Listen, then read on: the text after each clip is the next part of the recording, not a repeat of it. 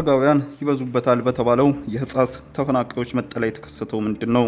በትግራይ ክልል በሰሜናዊ አካባቢ ካሉ የተፈናቃዮች ካምፖች መካከል አንዱ በሆነው ህጻጽ በርካቶች በረሃብ ውስጥ መሆናቸውን ለቢቢሲ አማርኛ ተናግረዋል። ተፈናቃዮች በእርዳታ የሚደርሳቸው የምግብ ድጋፍ በቂ ካለመሆኑ በላይ ከፍተኛ እጥረት ችግርም እንዳለ ገልጸዋል።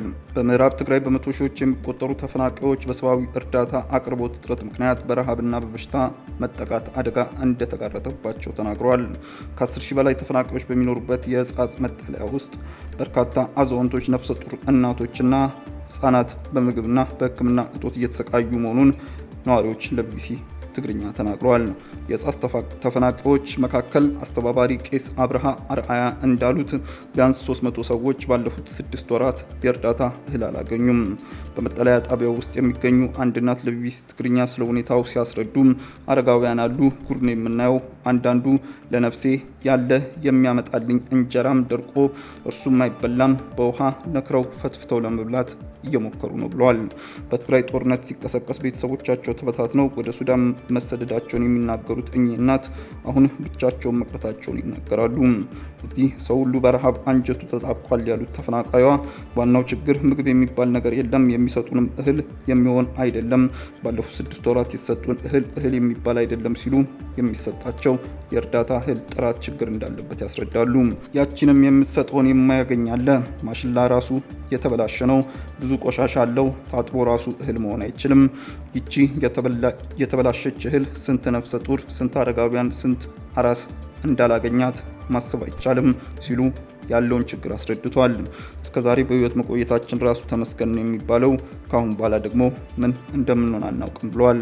በትግራይ ክልል በመቀለ፣ በሽረ፣ በተንቤን፣ በአቢ አዲ፣ በሰሜን ምዕራብ አካባቢ ደግሞ ሰለሃላ በአጠቃላይ ከ1 ሚሊዮን በላይ ተፈናቃዮች እንደሚገኙ የክልሉ መንግስት ይገልጻል።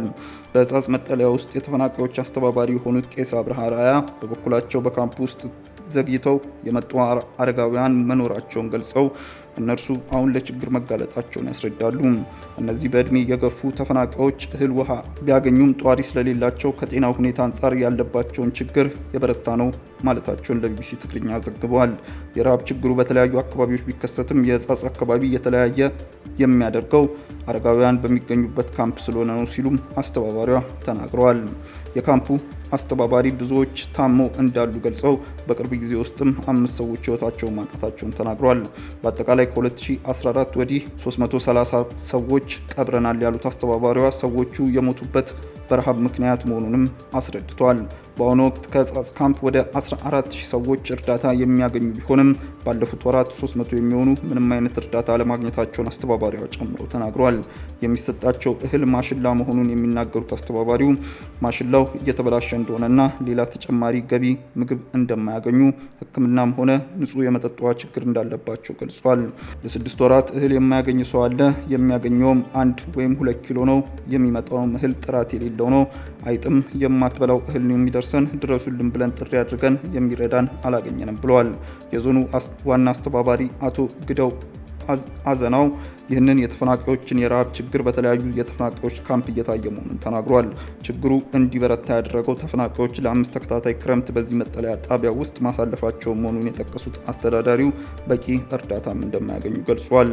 ለአንድ ሰው የሚሰጠው እርዳታ በወር 15 ኪሎ ማሽላ ነው የሚሉት አቶ ግደው ይህንንም በቂ እንዳልሆነና ደህንነቱ የተረጋገጠ ባለመሆኑ የተነሳ ችግር ማጋጠሙን ለቢቢሲ ተናግረዋል። በአሁኑ ሰዓት መጠለያ ጣቢያ ውስጥ የሚገኙ ሰዎች ያለባቸውን ችግር ከተነገረ በኋላ የተለያዩ ሰዎች ድጋፍ ለማድረግ እየተባበሩ እንደሚገኝም የዞኑ አስተዳዳሪ ጨምረው ገልጿል። በህጻጽ መጠለያ ጣቢያ አረጋውያን የሚበዙበት መሆኑን ተፈናቃዮች ሲመጡ ዘግይተው የመጡ አረጋውያን መኖራቸውንና እነርሱ የሚያግዛቸው የሚጦራቸው ባለመኖሩ ችግሩ የበለጠ እንዲከፋ ማድረጉን አስተዳዳሪው ተናግረዋል። ይህንን ችግር ለመፍታት እየተንቀሳቀሰ ነው የሚሉት አስተዳዳሪው ሰኞ ታህሳስ 13 ቀን 2018 ዓ.ም 400 ኪሎ በላይ ዱቄት ከሽረ አካባቢ ወደ ህጻጽ መጠለያ ካምፕ መወሰዱን ጨምሮ አስታውቋል። ግለሰቦች እርዳታ ለማግኘት እየተንቀሳቀሱ መሆኑንና የባንክ አካውንት ተከፍቶ እርዳታ ማሰባሰብ መጀመሩን አስተዳዳሪው ተናግረዋል። የራያ ዩኒቨርሲቲን በተለያዩ እርዳታዎችን በመያዝ ወደ አካባቢው እንደተጓዘ የተናገሩት አቶ ግደው በሽረ አካባቢ የሚኖሩ ሰዎች እንዲሁም በማህበራዊ ሚዲያ እርዳታ ለማሰባሰብ እየተንቀሳቀሱ መሆኑን አስተዳዳሪው ተናግሯል። በትግራይ ክልል በተካሄደ ደም አፋሳሽ ግጭትም ከ3 ዓመታት በፊት በፕሪቶሪያ ስምምነት ቢቆምም አሁንም በሺዎች የሚቆጠሩ ተፈናቃዮች ወደ ቀያቸው መመለስ አልቻሉም።